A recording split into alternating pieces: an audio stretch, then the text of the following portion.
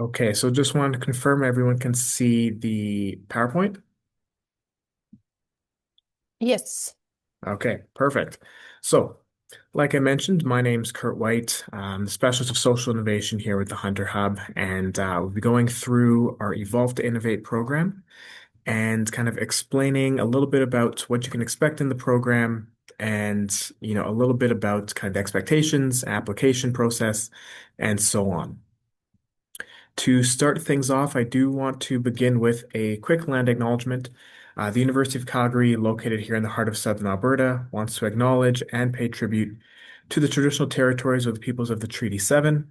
This includes the Blackfoot Confederacy, comprised of the Siksika, Piikani, and Kainai First Nations, as well as the Tsuut'ina First Nation and the Stoney Nakoda, which include the Chiniki, Bearspaw, and Goodstoney First Nations. The city of Calgary is also home to the Métis Nation of Alberta Districts 5 and so Nose Hill Métis District 5 and Elbow Métis District 6. So this is the Evolve to Innovate programs team. So you have myself and Paula in the center there, and then we are joined as well by our colleagues Jeff Risner and Lian Willetts. So over the course of the session today, you'll hear primarily from myself and Paula. I believe Lian may be joining us a bit later. And then throughout the duration of the program, you'll hear from all of us kind of throughout the duration of those 5 months. Paula, did you want to quickly introduce yourself to the group? Sure. Hi, everyone. I'm Paula. I work at the Hunter Hub. I'm a specialist in academic programs. My background, I was a researcher at the University of Calgary before joining the Hunter Hub. Background is chemistry and engineering. Great meeting you all and happy to be here. Thank you, Kurt. Great, thanks, Paula. And yes, and I'm Kurt White, specialist of social innovation. My background is in the not-for-profit space, worked in the not-for-profit sector around children and youth physical health and wellness for about 10 years. Before joining the Hunter Hub, I've been at the Hunter Hub about 3 years now. Had my MBA here from Haskayne, and my work focuses primarily on supporting social entrepreneurship. So that is utilizing kind of business practices to address social or environmental issues. But then I also do a lot of our work with programs like Evolve to Innovate and a few of our other programs where we're working more on a kind of a more diverse variety of business ideas and kind of translating innovative ideas into business as well. So super excited to meet you all and appreciate you being here for the session. So, like I mentioned, what you can expect today, we're going to go through what the Evolve to Innovate program is all about. We'll go through what you can expect as potential participants in the program.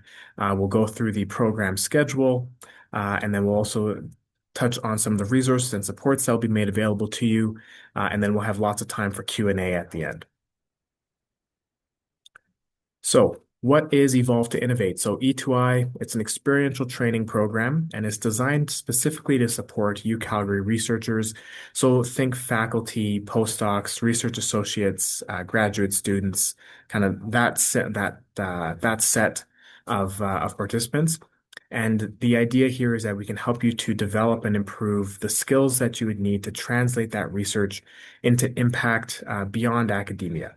So when we say impact beyond academia, we're talking about exploring different commercialization paths, potentially starting a business, licensing your IP, collaborating with external organizations.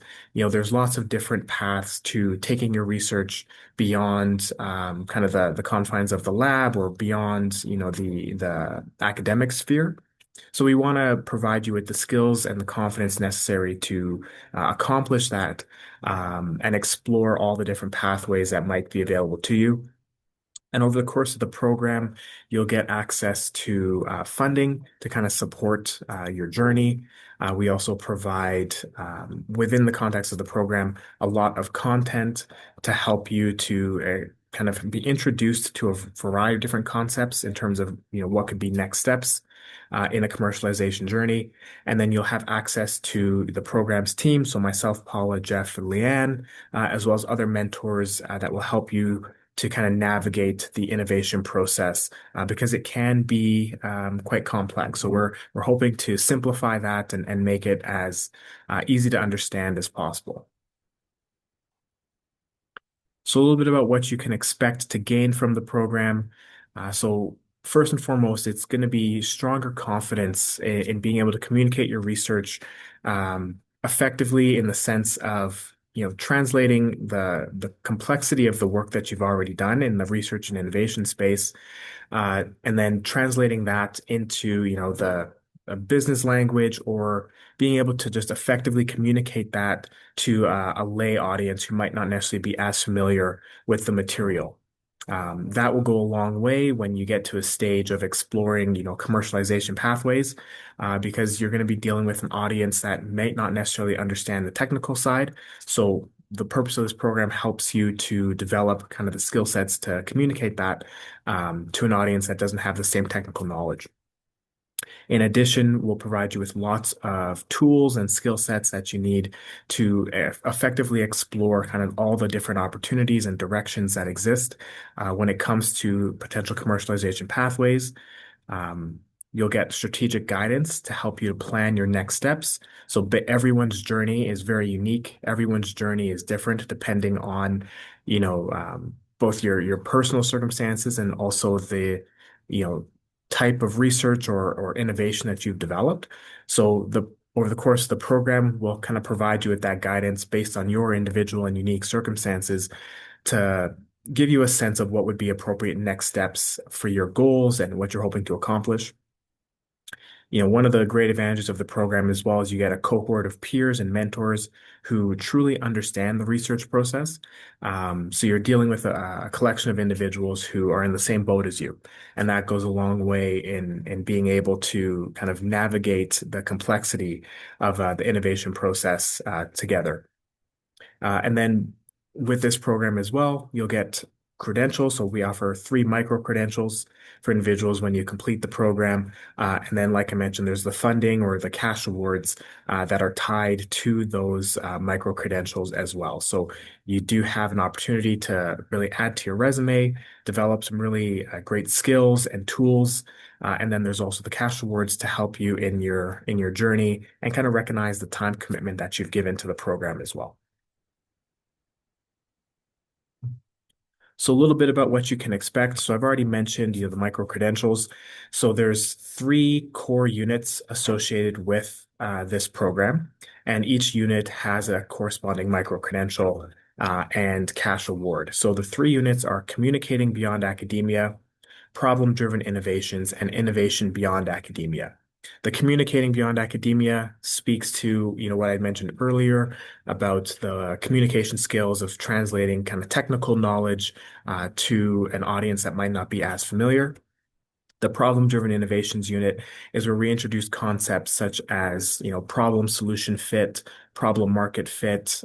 You'll hear a concept called customer discovery that some of you may already be familiar with. So it's really kind of exploring those first steps in terms of identifying a potential need or a market for your innovation before you then go into the 3rd unit, which is innovation beyond academia, where we then explore all the different potential pathways that exist. So, like I mentioned, there's the opportunity to commercialize your research in the form of a startup or a business of your own.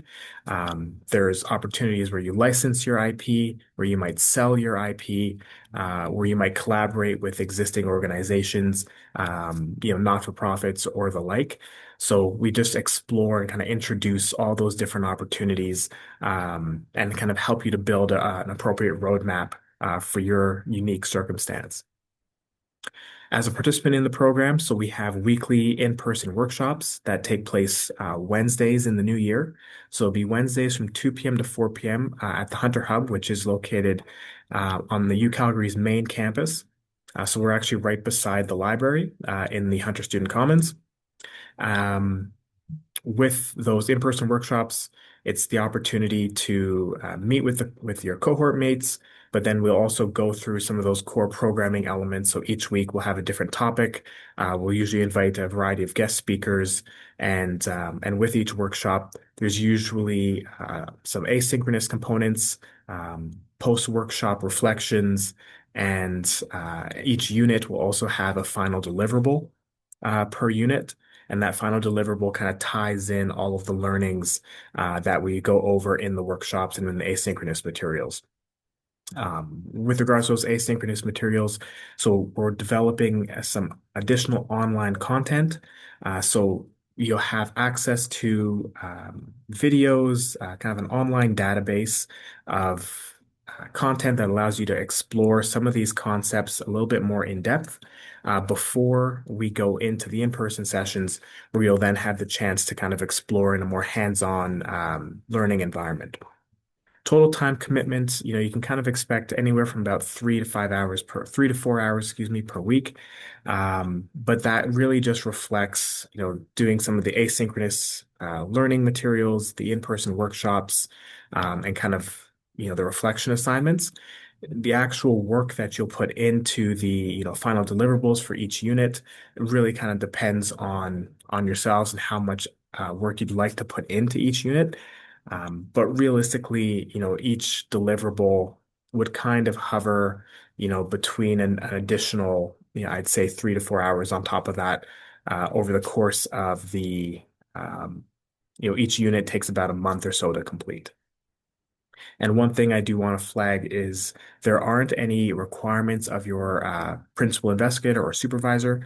So if you are working with a PI or a supervisor here on campus, there is no requirements of them. So it really is just about yourself as the individual participant and kind of completing the learnings.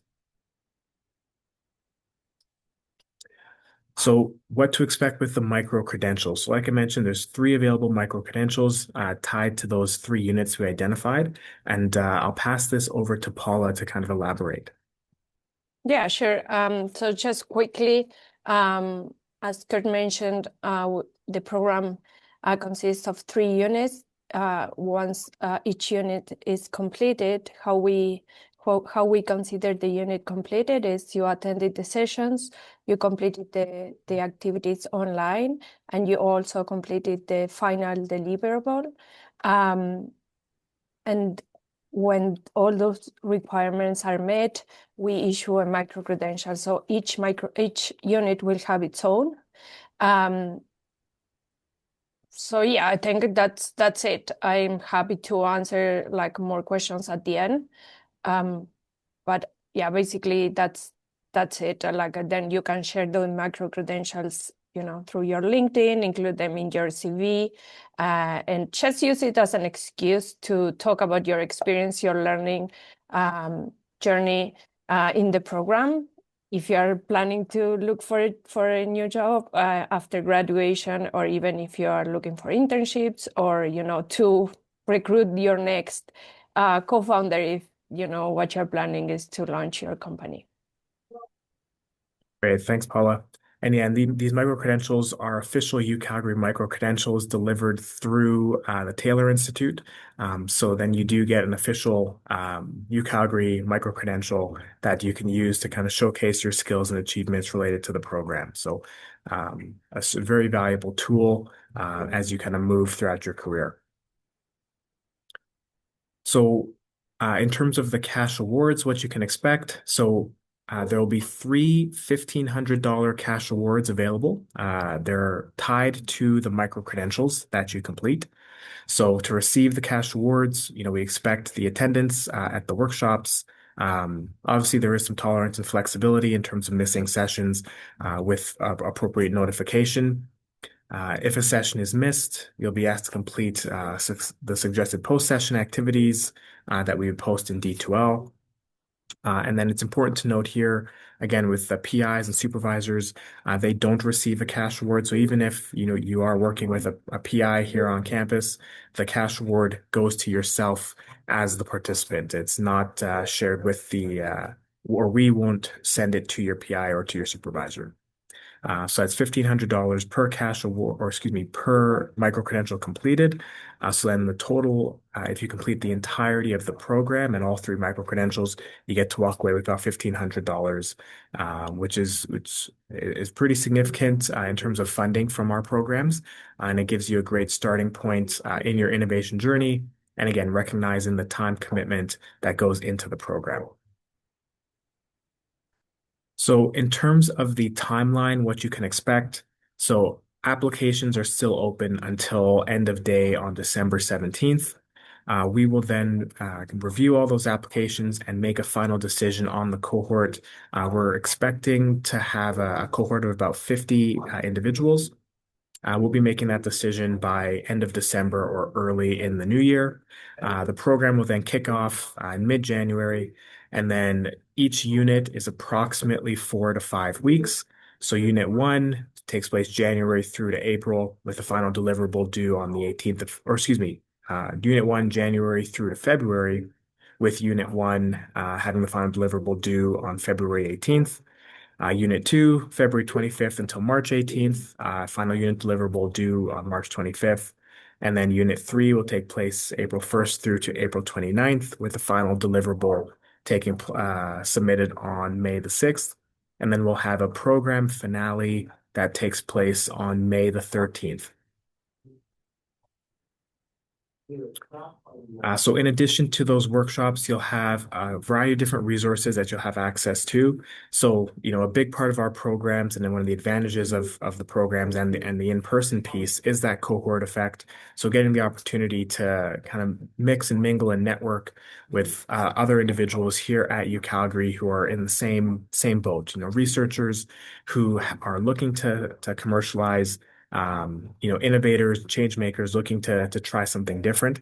You're getting to build a cohort of individuals who are all kind of like-minded, working towards similar goals, and that can go a long way, as we all know, when it comes to career progression and learnings.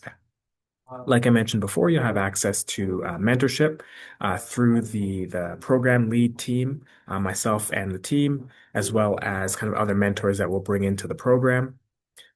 We are developing custom online materials. So that's the asynchronous content that you'll have access to as well, specifically built for the Evolve to Innovate program, which is very exciting. And then as participants in one of our Hunter Hub programs, you have access to all the benefits of the Hunter Hub as well. So you'll get access to our Innovation Sandbox, which is our co-working space. So it's a great opportunity to, again, join a community of like-minded individuals from across campus. In addition to that, our program participants are really the first to know of all of our kind of upcoming events and opportunities. So we have a variety of different, in-person and online opportunities, future programs, events, both kind of social events or more kind of geared towards programming and learning. So you get access to really everything that the Hunter Hub has to offer, and you'll kind of be the first to know as a participant in one of our programs. So it's a really great opportunity to connect with the innovation and entrepreneurship ecosystem here at UCalgary, as well as the innovation entrepreneurship ecosystem in Calgary and kind of beyond as well. So in terms of eligibility, so as I mentioned, e2i is open to University of Calgary postdocs, research associates, faculty, graduate students, and that's from all faculties and all disciplines. Faculty and principal investigators, like mentioned, are also eligible to apply, but the same level of commitment is expected. And then one thing I do want to flag here is undergraduate students are not eligible to apply. So the program is specifically geared towards, like I mentioned, postdocs, research associates, and kind of that set of participants. If there are any undergraduate students that are interested in this program, definitely feel free to reach out to us. We have other programs that are geared towards undergraduates, such as our Launchpad program or Business Playbook. That would be more appropriate fit.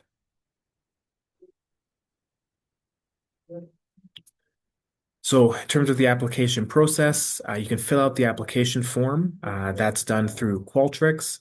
At the end of the application form, it does ask you to submit a short video that is required. That short video is to be up to 3 minutes, and that is an opportunity for you to just explain a little bit about the problem that you've identified that ties into your innovation or to your new solution. Really kind of speaking to the solution and the unique value that your research or your innovation has uncovered. And we also want to learn a little bit about your goals for the E2I program. So very short and simple, just wanting to learn about you and kind of your goals for the program and what you've been working on, and then you'll be done. So you can actually scan that QR code on the screen there. That'll take you to our Evolve to Innovate kind of main page. There's a lot more detail in there. Pretty much everything we went over in this information session will be on the website.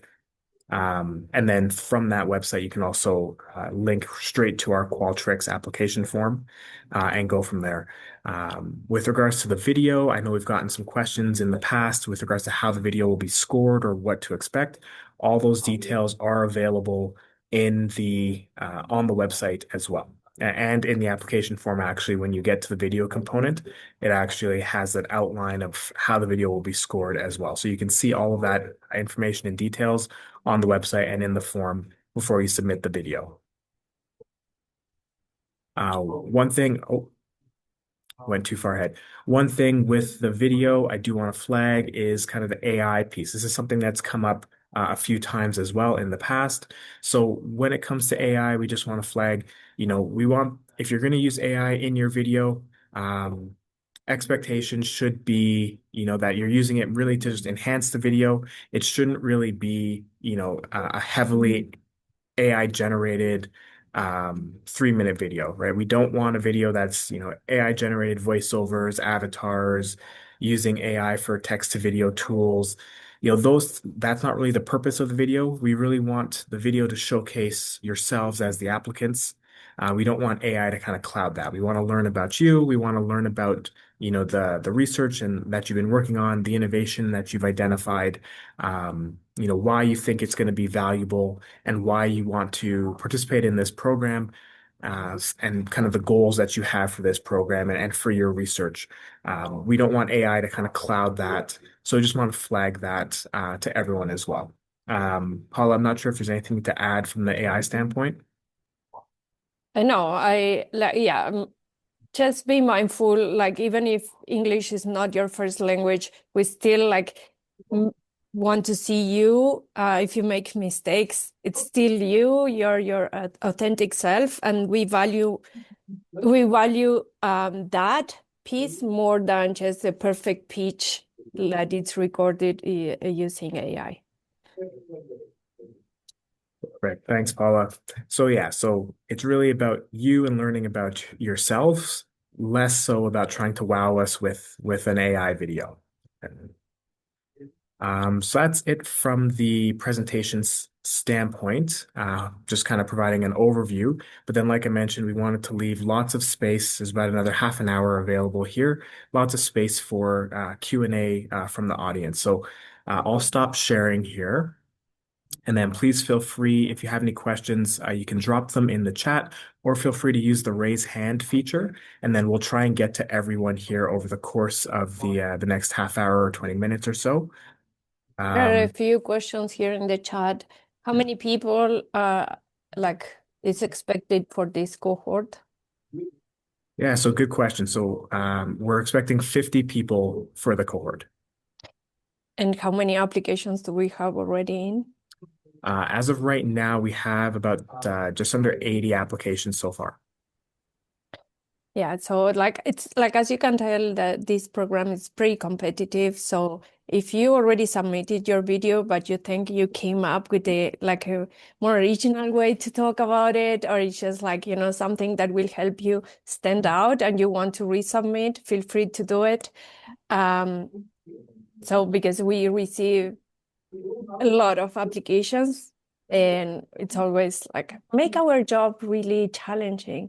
So we we spend a lot of time discussing who do we should we let in or not. Okay, another question. Will the participating PIs receive cash award or it will be research allowance? That's a good question. So it will be a cash award. So everyone gets their money through as like additional stipend. So it's a kind of like a lump sum payment from the Hunter Hub through your stipend. So it will be taxable in the same way that the rest of your salaries.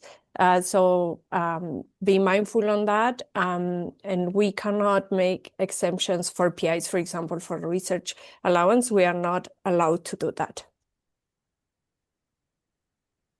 And I see another question here. Are sessional instructors eligible to apply? So yes. So if you're a current sessional instructor, you'd be eligible to apply. Just make sure you have a contract that it's that extends as far as May or June. You need to be within the University of Calgary payroll for us to be able to execute that award. Let's see here. Another one in the chat. Uh, Does the idea have to be related to our major, or can it be a different idea, completely different from the thesis? And yes, absolutely. It does not have to be related to your major or your thesis. If you're interested in exploring a different idea in the program, you're more than welcome to. And there is another one. Can a community member founder is eligible or be eligible, but it's who is not part of the University of Calgary? No, so unfortunately, you do have to be affiliated with the University of Calgary to be eligible for the program. Is it mandatory to attend the in-person sessions 2 to 4? I'm guessing 2 to 4 p.m. I have a scheduling conflict and can only attend until 3. Should I still apply? Yes, I think definitely still apply. Like I mentioned, if you're not able to attend every single one or you have to leave early, if you're accepted into the cohort, I'm sure there's ways that we'd be able to kind of offer. There might be post-session activities that you'll have to complete in D2L or things like that just to stay up to date. But definitely still feel free to apply. If my project is a bit complex and the final recorded video exceeds 3 minutes, like 3.5, is this acceptable? Yeah, I think the 30 seconds shouldn't be an issue for us. Appreciate you flagging that though. Still, we would appreciate if you can keep it within the 3 minutes. Even if it is complex, how can you just communicate what you're doing in a like shorter version of it? That's something we will exercise in Unit 1. But still, we would appreciate if you can keep it closer to 3 minutes. Question here, where will the recorded link be posted? So this will be posted on our website. So same website that I had that QR code. That'll be posted most likely sometime mid to late next week. We'll have that uploaded. There is another question. Does the proposed innovation have to be something that is marketable by a for-profit business, or could it be also something that is not intended to generate profit? The whole intention of E2I is to help researchers to think on how to bring their innovation outside academia.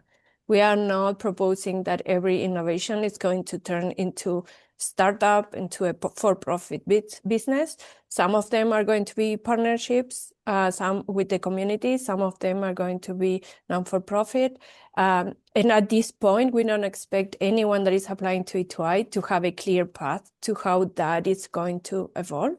And that's the whole intention of the program. So we welcome everyone that wants to explore how to make that translation outside academia. So no, there is no major focus on for-profit business, even when that topic comes up very often during the program. Okay, thanks, Paula. And I think that also answers, there's another question about If the research doesn't have any obvious commercial applications, but they're still interested in applying, yeah, I think Paul spoke to that quite perfectly. It's definitely still suitable for you to participate. For a research associate, is it similar to would a research associate kind of be the same as like a graduate research associate here at UCalgary? Um, Yes, the yes, answer I is think so. yes. Like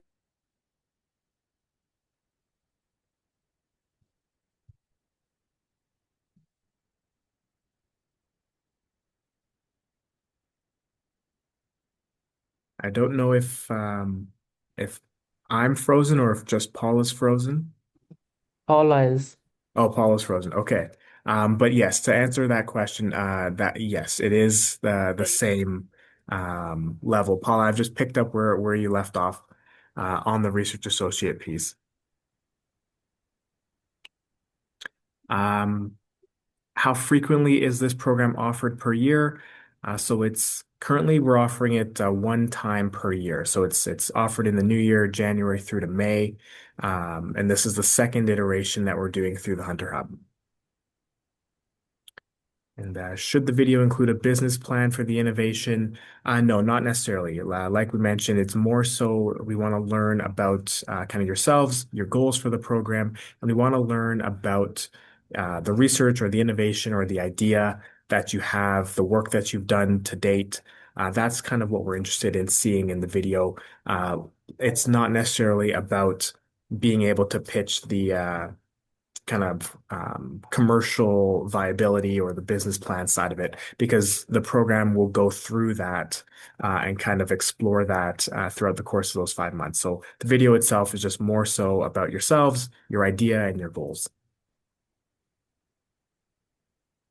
I just want to maybe mention when we talk about a cohort of 50, that's a amount of funding we have for the program. But what we do is we offer sometimes, based on the applications, opportunities for people to join the program, get the micro-credentials, get the feeling of the cohort, get all the support we can provide except for the funding. So our limitation is on the funding side. So even if you feel like, like there is a question, for example, for the sessional instructor, am I eligible, am I not? Because so what we are talking about is that that contract needs to be like of the length of the program, because that's our way to be able to pay, like to move the funding or to provide the funding. But if, for example, if that person still wants to join, I suggest you apply. And maybe, what we won't be able is to provide that extra funding, but maybe what we will like, maybe we can let that person in and be part of the cohort and get all the benefits. So don't exclude yourself, just include, if you have special considerations, try to include them in your application so we are aware of that, but don't self-exclude yourself on this on the application. Let's see. Another question here. Will the sessions be recorded? So that's actually something we're determining internally at the moment. So the last iteration of the program, we did record the sessions, but now that we are developing some additional asynchronous materials that include a few different videos and things like that, we're thinking that recordings of the sessions might not necessarily be the most valuable. All the material aspects will be available in kind of our asynchronous online sessions, and then the in-person sessions are really designed for more hands-on learning and working together and with the cohort and kind of group work and things like that. So we don't know if we'll actually see value in recording those sessions, but that's still to be determined. Are master students eligible to apply and have the same chance as postdocs? Yes, absolutely. Yes, Can you? Oh, sorry. again, Go ahead. sorry. We also like get applications from professors. We get applications from people with different roles in academia. As long as they are researchers, they are eager to be part of it. They are willing to commit with, like what Kurt described in our expectations for the participants. Everyone is welcome, and we treat every application as a unique one, so we don't pay attention on what's their role in academia per se. Can you apply with more than one idea? Yes, I don't see any problem with that. Well, each application will be assessed kind of individually. So I would recommend applying with your best idea and what you think would make the most sense in terms of what you'd want to explore from like an innovation and commercialization standpoint.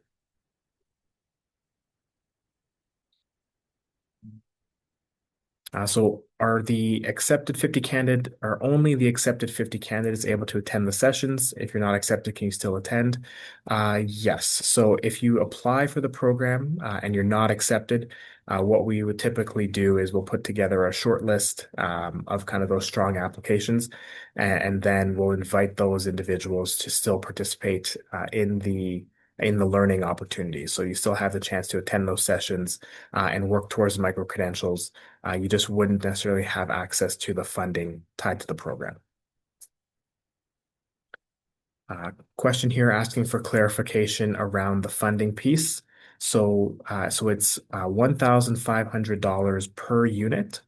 And then there's the 3 units. So the total amount of funding, if you complete the entirety of the program, is $4,500. And then, as mentioned, that is it is taxable.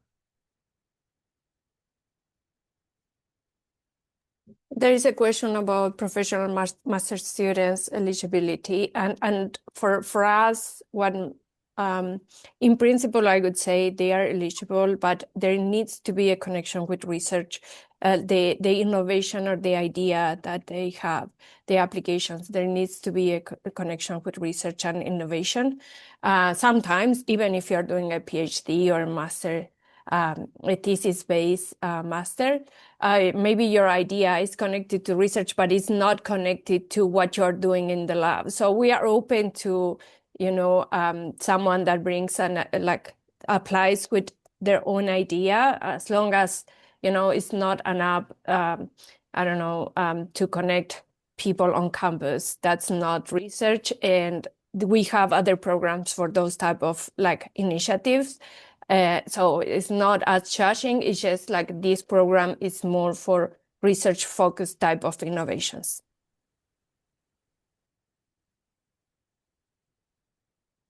And then someone seeking clarity just on the cohort. So it is 50, that's 50 is the total amount that we will be accepting into the cohort. And then in terms of are there similar programs, events, or resources for alumni after they graduate through the Hunter Hub? Yes. So, this program, you do have to be currently affiliated with the university, but we do have other programs that take place, such as our Launchpad or Business Playbook or Map the System, all of which are open to alumni. And then in terms of, potential events, we have lots of lunch and learn sessions, speaker series, and things like that that are all open to the public as well. So even as an alumni, after you've graduated, still lots of opportunities for you to take advantage of here at the Hub and to engage with the community. And then as an alumni, you'd also have access to our Innovation Sandbox, so you can apply for that as well to continue being on campus working on your particular idea. So there is a question here about when we apply for our own idea. Jennifer is a research associate, and the PI, the PI has to be from the University of Calgary. And the answer is we only need, because of your role, you work supporting a PI. We only need that PI to be aware of the time commitment you are about to get in. So there are no surprises on their side, but we don't require a PI involved either on your application or in the entire program. It's just we ask, that you talk to your PI or the team that you support, so they are aware of the time commitment of the program if you get in. That's all we ask. And then one in here just saying, if you're co-founders, do you have to record the video together or just one? So it would be as an individual. So even if you are co-founders, so each application is designed for the individual. So if you're applying, you'd be applying as an individual and then submitting a video as an individual, and then you would be assessed as an individual as well.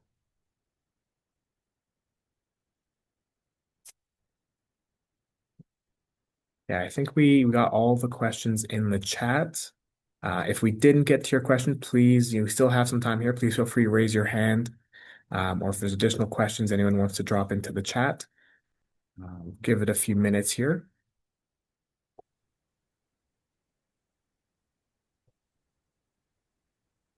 Doing the mental countdown.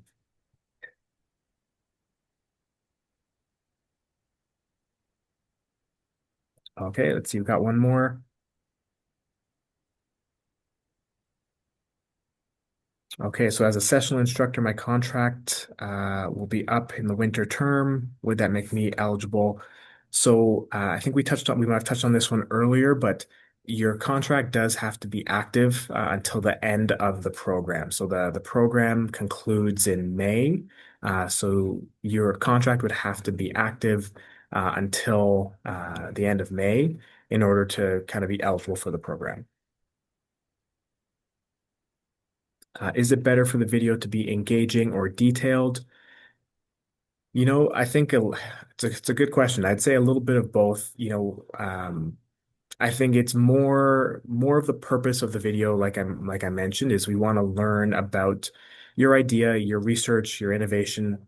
We want to learn about yourself. We want to learn about your goals for the program. So, making a detailed video that focuses on those things, I think is more of what we'd be interested in, rather than trying to make it overly entertaining, so to speak. Paul, I don't know your thoughts on that. Yeah, I don't know. It's just like too broad of a question for me to answer. But yeah, try to answer those questions in the best way you can.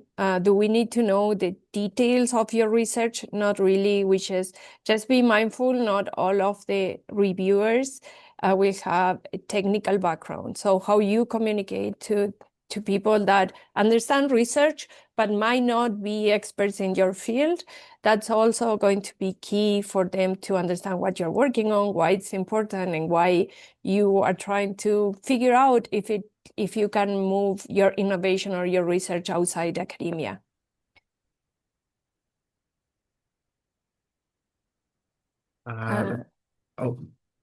Must the solution be only applicable within a Canadian context? Not necessarily. So it doesn't have to be tied to just Canada or any one geographical location or region.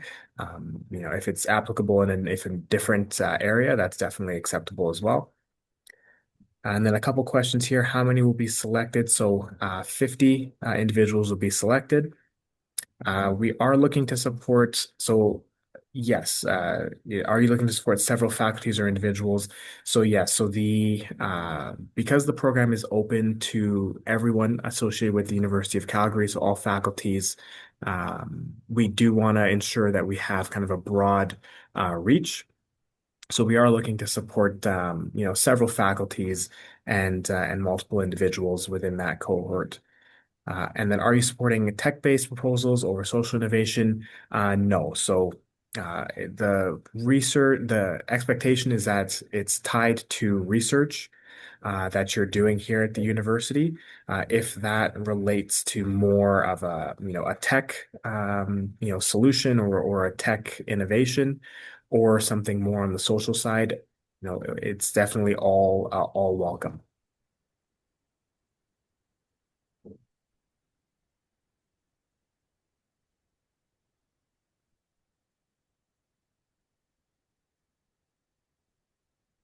And then should The, I?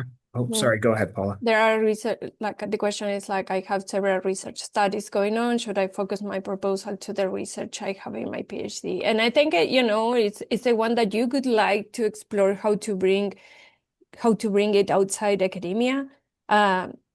Which one would you be more interested in, bringing outside? And maybe it's because you have a stronger connection with the community you want to support. Maybe because you are like, you know what, this will actually make a difference in X and Y context.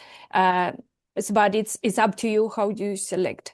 Even when we acknowledge, like a lot of you might have more than one idea, more than one project, what I suggest is you focus on something that excites you, at least to talk about it in this 3-minute video. If you try to talk about many ideas, 3 minutes is a pretty short time. So just focus on the one that excites you, the one that you are more interested in bringing outside academia. We are not judging based on if it is a good idea or a bad idea. So don't worry about that, if it has commercial potential or not. We are not here to decide that. We are here to provide tools for people that get into the program for them to figure out. It's not on us to decide which idea is good or bad. So just choose based on which one excites you the most, and which one, if you could choose, which one would you choose to bring outside academia because of the impact you believe it could have.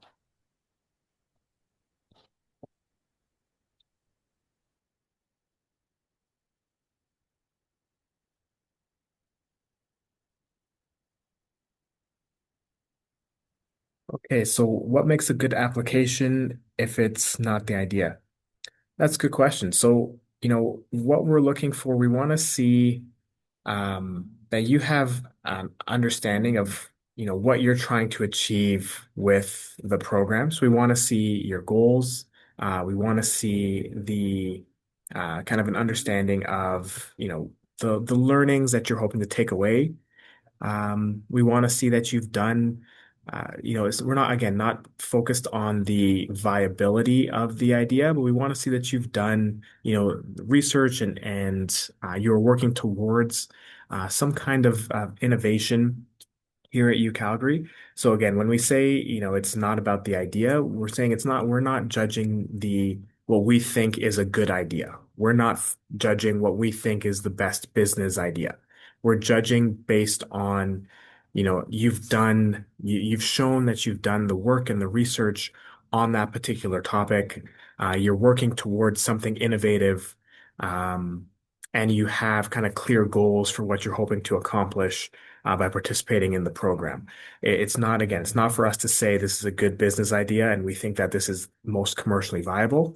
You're not being judged on that. We're judging you on, the research that you've done and kind of your goals for the project.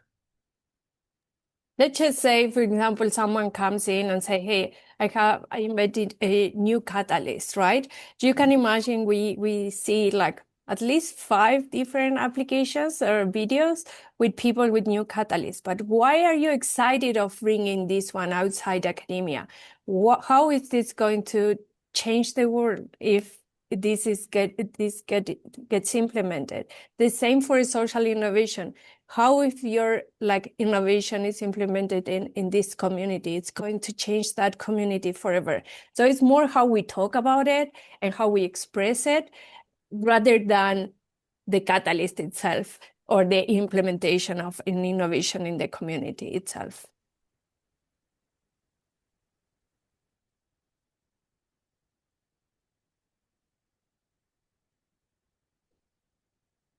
Okay, we have a few more minutes here. Any last burning questions?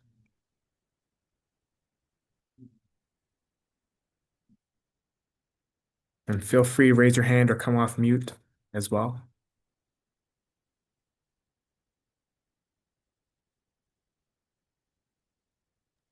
I just want to mention, if you have time and you are not sure on how to make a video or how to, sometimes maybe that's a roadblock or a challenge in itself, feel free to reach out to the Hunter Hub. We might have someone from, our comms team, at least to give you some tips on the technical side.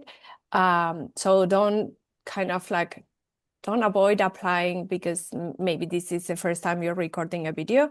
We also have seen some really great videos using Zoom and recording themselves, right? So yeah, there are so many opportunities, technical opportunities on how like you can do it. But if you just like you're frozen and nothing comes up, feel free to reach out. We might find someone that, you know, have 15 minutes for you to talk about it and give you a few tips. Yeah, thanks for that, Paula. Yeah, definitely don't feel like there's, don't let the video piece be a hindrance. Video recording technology is very, um, accessible to us now. So definitely feel free to use, whatever you think makes the most sense for your video and your presentation. If that means filming, yourself delivering a presentation over Zoom, or you can do like a screen capture, however you want to kind of go about it. Definitely, don't feel that there's a hindrance to the I guess the format. At the end, it has to be, a 3-minute video of yourself that kind of answers those kind of key questions that are in the application form, and then highlighted in the rubric that we've posted on our website as well. And the rubric is in the application form as well. There's a question here. Do you expect the video to be a presentation or only talking? We've seen both. If it's a presentation style, that might help. Some people like to use the presentation style to be able to better articulate. So that's always valuable. If you feel like you can articulate better, just talking and not having to go through a slide deck, that's welcome as well. So, it's very flexible. It's more about conveying the information.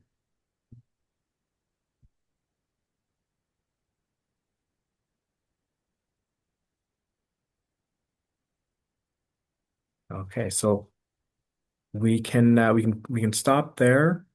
Just a few minutes left. If there's no last questions, we'll wrap up. Definitely feel free to send us an email. Applications are still open until the 17th, and then we'll be reviewing those and reaching out to the selected cohort no later than really the start of January. So yeah, we're very, very excited to be running this program. This is the second time it'll be run through the Hunter Hub. And we're very excited to have the opportunity to support kind of the best and brightest here at UCalgary. So definitely feel free to reach out to Paula and I if you have any questions between now and the application deadline. And this recording will be posted on our website, like I mentioned, probably by late next week. So if you want to go back and review anything, otherwise, we look forward to seeing all your applications and all your videos, and hopefully get a chance to meet you all in person in the new year. Okay, thank you all so much. Thank you, everyone.